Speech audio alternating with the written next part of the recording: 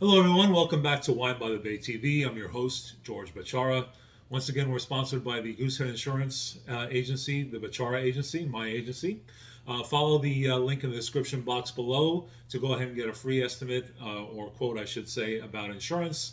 I'm not going to be too in depth with the promotion this evening because we have a lot to cover. It's New Year's Eve, or going to be New Year's Eve, and as you can see, I'm very appropriately dressed. We're going to be covering champagne tonight. Well, I didn't dress up for one reason. I didn't want you to think that champagne is only a special occasion type of wine. Sparkling wine is often pigeonholed like that. This is not the case. It can be great as a first course wine at a party. You can use it in the summertime, kind of when it's hot, at a barbecue. So there's a lot of great uses for champagne and sparkling wine. And like I said, that's why I kind of dressed down. So that way it's not a New Year's Eve only kind of situation. So as I said, there's a lot of things to talk about with sparkling wine and champagne. So let's get right into it. First of all, champagne is sparkling wine, but not all sparkling wine is champagne. Champagne comes from France, from the Champagne region. France is in the northeast part of the country, very much on the northern border. There's two major areas in Champagne that are kind of the heavy hitters: the city of Rennes and Epernay. And my French is horrible, so sorry about that, but that's just the way it's going to be. Those are the big kind of areas in the Champagne region. Three grapes are grown and they're used in Champagne: Chardonnay, Pinot Noir, and Pinot Meunier. They don't all have to be all three used in every Champagne, but those are the three grapes that are available for use. So a lot of times you'll see a Blanc de Blanc. That means it's all white grapes, or a Blanc de Noir, all red grapes like Pinot Noir or Pinot Meunier. And the soil in Champagne is very chalky. So that gives the Champagne that dryish kind of an experience, fresh, a little bit of minerality. So that's kind of the reason why Champagne from France, or I should say sparkling wine from France, from the Champagne region, tends to be a little bit drier, whereas something like a Prosecco or a Cava is a little bit on the sweeter side. Having said that Champagne is dry, that's not always true. So there's a lot of different variations on champagne in terms of how much sugar content is in the champagne. On the label, you'll see names like Brut or extra dry, things like that. Don't let them confuse you. Let me go through the names real quick and what they mean. So Brut Nature, or Brut Nature, if you want to keep it in English, is the driest version of champagne. It's going to be really, really bone dry. And then as we keep going, we'll get more and more sweet. So extra Brut is still going to be very, very dry, but not quite as dry as the Brut Nature. Then you have Brut, then extra dry, which kind of starts to become a little fruity, a little bit more citrusy, maybe some peach. Then you have demi-sec, which is really getting on the sweeter side. And then douce, which is very sweet. I mean, it's almost a dessert wine if it didn't have the bubbles in it. So that's kind of a brief synopsis of champagne and sparkling wine. And let's get into the bottles here. So let's start with our first wine. Oh, by the way, I will be tasting them in regular wine glasses. The reason I'm doing that is I want to be able to get all of the nose. And I did not open these for an extended period of time. Champagne tends to be drunk right away. You like bubbles. So while you don't want it ice cold, it did come out of the fridge, sat maybe for 10 or 15 minutes.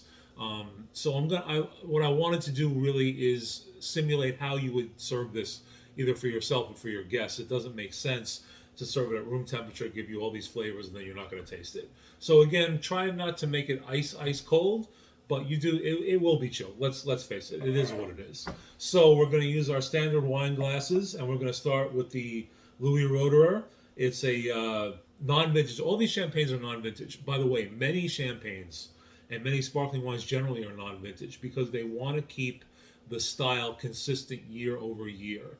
Now, if they have a very special vintage, like, I don't know, 1995, they would declare it on the bottle, but that generally happens once every 10 or 12 years. So most of them are going to be non-vintage. It's not about quality when it comes to that, okay? Your non-vintage champagnes are going to be just as good, and in some cases better than a vintage, a declared vintage. So keep that in mind when you're shopping, all right? So back to the Louis Roederer. It's I bought these both at Costco. This one was $39.99. It got 93 points James Suckling, 92 points Wine Enthusiast. So I'm kind of interested to give this a taste. See, like I said, I left them, I just opened them for a moment. Let's put this up close so you can get a good look at the label in the meantime. There we are. Okay. And this one is a Brut Premier, so it's going to be dry. Sorry about the label. Okay, so that's going to be nice and dry. And right off the bat, I see it has some nice small bubbles. It's tough to tell how the bubbles are going to react in a flat glass like this, but I'm really looking for flavor. But, I mean, the bubbles are small. Sometimes the bubbles are big. Big bubbles are kind of lousy. That's usually a cheap champagne. So let's get some air in here.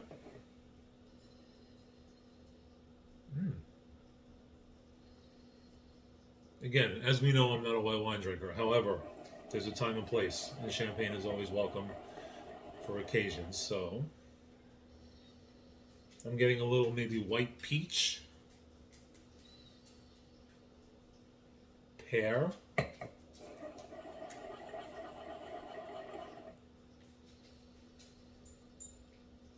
maybe just a hint of citrus. Just a hint. So let's give this a taste. Let's see how it goes.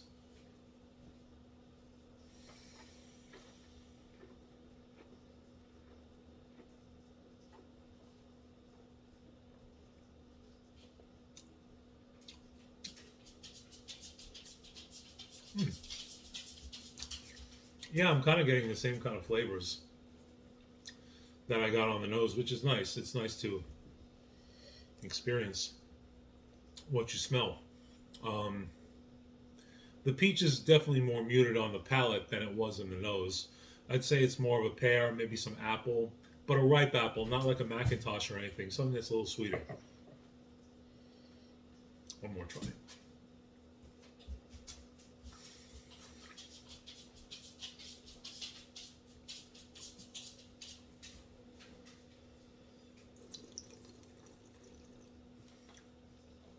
It's kind of hard to aerate with the bubbles.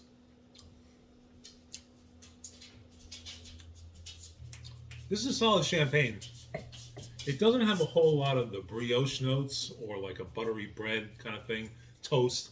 You're not getting a lot of that. It's very much a fruit-driven, kind of light experience.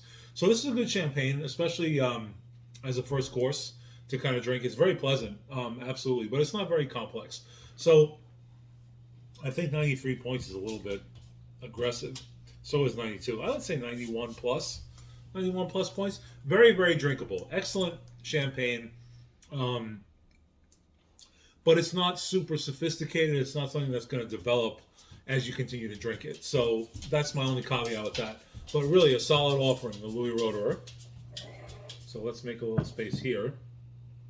And we're going to go with our second wine, which is the Lebrun. Okay, again from Champagne, France. $25.99 at Costco, 93 points. Wine enthusiast. I'm expecting this one to be a little bit more minerally. Now, you might have seen that. That is my dog, Eagle. He is nothing if not annoying. But he's a great little dog. He's only 70 pounds, so he's really tiny. But he's kind of the, the house mascot. So I guess he wanted a little champagne. He thought it was a big-time event. And unfortunately, my wife, the camera person, Megan, is unable to control our little mascot here. So we're going to get a little bit of an interesting experience the rest of the way. So anyway, we're not going to let that stop us.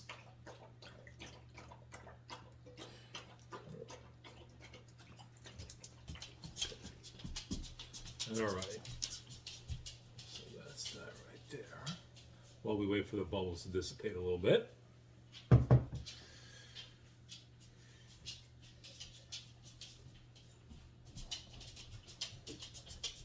Right away, this is a bit more minerally. A bit more fruit kind of pops out. More of a citrus experience. Less of that peach.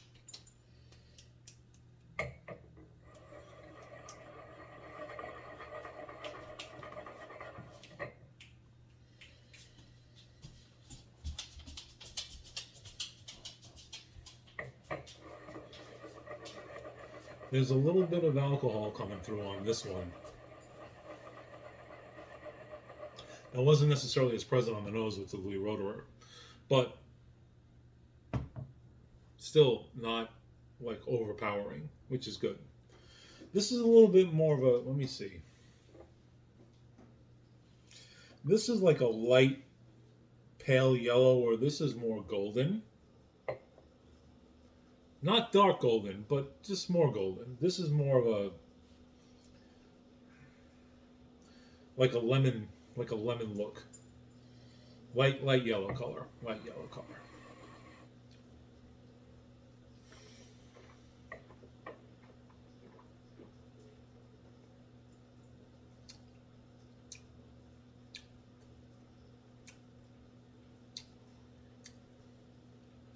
Those of you not familiar with wine tasting are going to be kind of taken aback.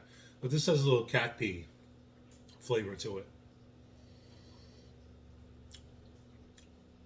And it has a little bit of a palate coating.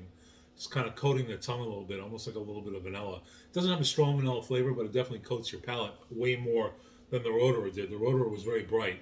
This is much more muted, which is my preference. A little bit of butter now I'm getting. Nice long finish with this one.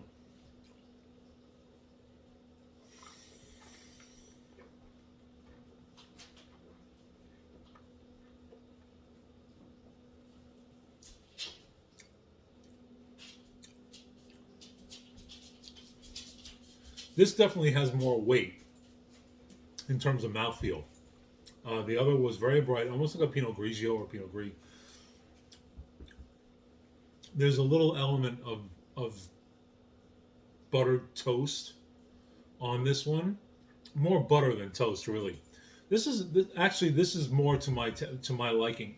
This is more of a summertime champagne, and I'd say this is more of a wintertime champagne. Even though, really, it really doesn't matter. But on a hot day, I'd prefer the Roederer to the Albert Lebrun, although both would be really, really great choices. So I would say the difference between these two is this is like talking to an 18-year-old college student, and this is like talking to a 25-year-old graduate student. Way more complex in their thought process as opposed to way more enthusiastic about kind of everything. I'd say that's the easiest way to describe the difference. Both are interesting to talk to, but for different reasons. So both are very good choices. I would say the Albert Lebrun at $25.99 is probably a better way to go in terms of value. And in terms of for the winter time, I would probably choose this one over the Roederer, but they're both good choices. So we've got the Louis Roederer, we've got the Albert Lebrun, we've got New Year's Eve coming up, and I am George Bachara with Wine by the Bay TV, and we'll see you next time.